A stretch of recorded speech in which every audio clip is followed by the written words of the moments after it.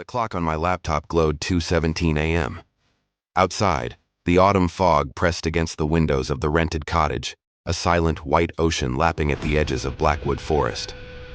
I'd chosen this place, miles from anywhere, for the quiet. A necessary balm after the implosion of my life back in the city. 6 months surrounded by ancient trees and the calls of unseen birds. Mostly it worked. Tonight, though, the silence felt wrong, heavy, like holding your breath. I stretched, rubbing my eyes, the digital painting on screen blurring. Another late night chasing a deadline. Jasper, my ginger cat, usually a furry paperweight on my desk, prowled the perimeter of the living room, tail stiff, emitting low growls at the fog-blind windows. He knew something was off too. A low hum started, almost subliminal at first. A vibration felt more than heard through the floorboards. It wasn't the ancient refrigerator or the wind. The air outside was unnaturally still. The hum grew, resonant, like distant subterranean machinery. Jasper stopped pacing, ears flat, eyes fixed on the hearth. Then, the light stuttered. My monitor blinked, throwing geometric patterns across the screen before snapping off. The lamp beside me died. The hum cut out. Darkness crashed down, absolute and suffocating. The only sound left was the frantic thudding of my own heart and Jasper's sharp hiss from the shadows. Okay, I breathed, the word loud in the sudden void. Just a power cut. But the humming, that wasn't normal. My phone. I fumbled across the cluttered desk, fingers finally closing on its smooth shape. The screen flared, a small island of light in the oppressive dark. One flickering bar of signal, probably useless. Still, light was light. Breaker box, I announced to the dark, mostly for my own benefit. Come on, Jasper. But the cat didn't move, a tense silhouette against the faint light filtering through the fogged windows. The breaker box, naturally, was in the cellar, a dank, stone-lined pit beneath the cottage I avoided like the plague. The door, off the narrow central hallway, was warped oak, perpetually damp, and smelled faintly of mildew and something else. Something sharp, metallic. Using my phone's flashlight app, I navigated the familiar yet suddenly alien landscape of the living room. Shadows leaped and danced, transforming chairs into crouching beasts, bookshelves into looming monoliths. The hallway was colder, the air thick with the cellar's damp chill. And the door, it wasn't shut. It was cracked open. A vertical line of perfect blackness against the slightly less black hall. My breath caught. I never left it open. Ever. The metallic tang was stronger here, overlaying the damp earth smell. Goosebumps prickled my arms. Every nerve screamed danger. Turn back. Lock the bedroom door. Wait for morning. But the deadline. My agent, Sarah, was expecting the final illustrations by 8 a.m. And sitting here, powerless, in the listening dark, that felt worse. Hesitantly, I pushed the door. It swung inward with a prolonged, agonized groan. A wave of cold, foul air washed over me, heavy with the scent of wet rock, decay, and that coppery sharpness. I pointed the phone light down the narrow, treacherous wooden steps. They vanished into blackness below. Thick cobwebs like macabre decorations festooned the entrance. Hello? My voice was a thin reed. Nothing. Only the slow, rhythmic drip. Drip. Drip of water echoing from the depths. Taking a shaky breath that tasted of mold, I started down. Each stair creaked ominously under my weight. The air grew colder, heavier. My flashlight beam slid across the rough stone wall beside the stairs. Dark streaks, wet and glistening, marred the stone. Too thick for water. Almost like wet clay, or thick, dark mud, smeared downward. They looked disturbingly fresh. My stomach twisted. Suddenly, my phone vibrated violently, nearly making me drop it. An alert? Impossible. There was no signal down here. The screen lit up, bypassing the lock screen, displaying a stark red banner with rapidly scrolling, fragmented text. Civil alert. Atmospheric disturbance. Blackwood sector. Unidentified biological activity. Recommend immediate shelter. Secure all perimeter access points. Do not The message dissolved into pixelated chaos and vanished, replaced by the standard no service display. Biological activity? Secure access points? A cold dread seeped into my bones. Then I heard it. From the bottom of the stairs, just beyond the reach of my light, a soft, wet, dragging sound, like something heavy and sodden being pulled across the stone floor.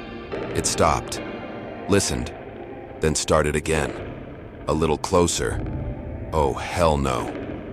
The words were a choked whisper. I turned, scrambling back up the stairs, heart hammering against my ribs, the phone beam bouncing wildly. Deadline forgotten. Power irrelevant.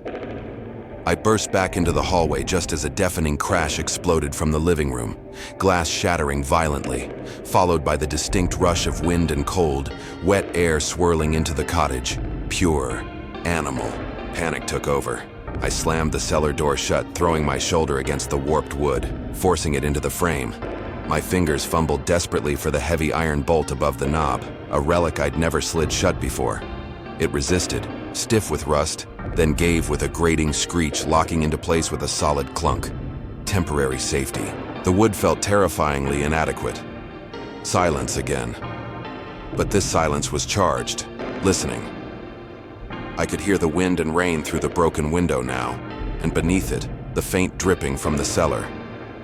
I backed away from the door, phone, light trembling, where to hide. The cottage felt small, exposed. A trap, a sound from the living room, a heavy, wet thump, followed by another, slow, deliberate, squelching, like wading boots moving through deep mud, but it was inside. I forced my legs to move, creeping along the wall towards the living room archway. My breath hitched in my throat.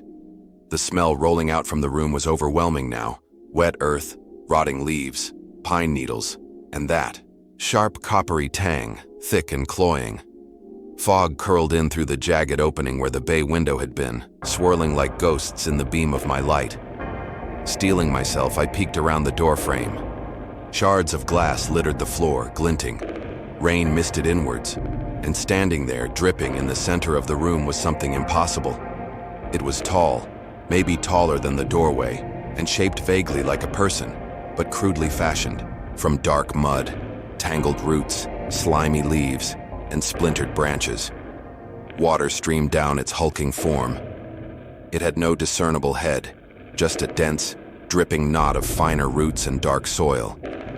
It stood facing the broken window, perfectly still, as if contemplating the storm it had brought inside. My phone rang.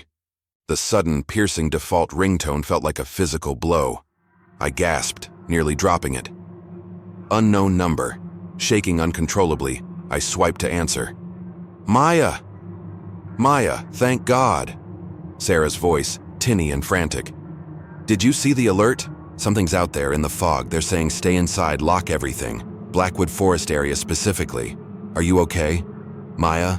Sarah, I choked out, eyes locked on the dripping figure. It's in the house. It broke the window. It's here. What? What's in the house? Maya, what are you seeing?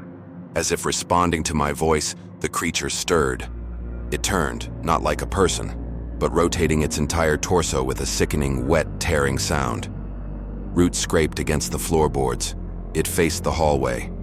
It faced me. From deep within its chest, a low, rapid clicking sound began, like 1,000 insects rubbing their legs together, growing louder. Maya? Sarah shrieked through the phone. I couldn't speak. The creature took a step towards the hallway, heavy, dragging, squelching. It left a trail of mud and slime on the polished wood.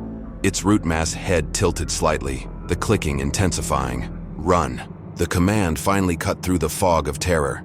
I spun around, sprinting blindly down the hall towards the kitchen at the back of the cottage. The squelching, dragging footsteps followed, faster now, punctuated by the insistent, rhythmic clicking. I slammed into the kitchen, throwing my weight against the flimsy interior door, knowing it was useless. The back door, heavy oak, bolted, my only chance. I lunged for it, grabbing the thick iron deadbolt. It was cold, stiff with rust and disuse. I heaved, sobbing, putting every ounce of strength into it. Thump. The kitchen door shuddered violently in its frame. Thump. The clicking was right outside, loud, guttural. Suddenly, a streak of orange fury. Jasper shot out from under the kitchen table with a terrifying yowl, launching himself at the bottom panel of the kitchen door, claws scrabbling, hissing like a tiny demon. The thumping stopped. A low, grating noise came from the other side, like rocks grinding together. Then a pause. The deadbolt finally gave way with a scream of protesting metal. I wrenched the back door open. Cold rain and fog hit my face.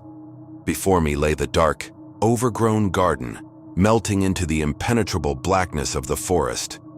At that exact moment, another sound tore through the night, a deafening, mechanical roar from the front of the house, accompanied by a blinding, piercing white light that flooded the kitchen through its small window, casting stark, terrifying shadows. It wasn't thunder. It was something else, something powerful. From the hallway, the creature emitted a high-pitched, unearthly shriek, a sound of pure agony, maybe even fear. The clicking sound ceased abruptly. The grating noise returned, louder, then faded rapidly back towards the living room, towards the broken window. I didn't wait to understand. I dropped the phone, Sarah was still shouting my name, and bolted out into the torrential rain. I didn't look back at the cottage, at the thing made of mud and roots, or at the blinding light that had possibly saved me. I plunged into the dripping embrace of the trees, crashing through undergrowth, the roar and the shriek fading behind me, replaced only by the storm and the desperate, ragged sound of my own breathing as I ran deeper into the shadows of Blackwood Forest.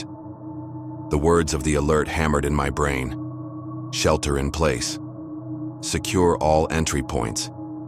Do not venture outside. Too late.